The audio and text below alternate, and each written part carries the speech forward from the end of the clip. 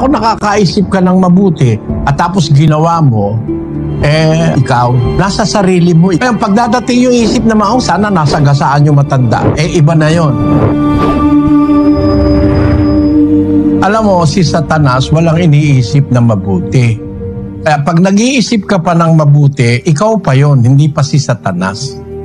Si Satanas walang iniisip na mabuti. Siya ang naka-impluwensya sa lahat ng tao sa panahon ni Noe. Isang pamilya lang ang hindi niya na-impluwensyahan.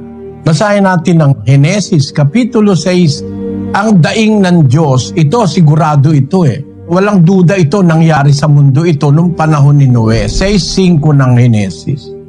At nakita ng Panginoon na mabigat ang kasamaan ng tao sa lupa at ang buong haka ng mga pag-iisip ng kanyang puso ay pawang masama lamang na parati. Wala na silang iniisip na mabuti nun. Masama na lamang parati. Partially nangyayari sa ating panahon yan Mga bata pa, ang sama ng mag-isip. Yayayain yung kalaro, tapos kunyari lulundag, pagkatapos papatirin, baksak yung niyaya, sabog ang bungo, patay. Bata pa yan Yung matatanda, ganun din ngayon kung mag-isip yung iba.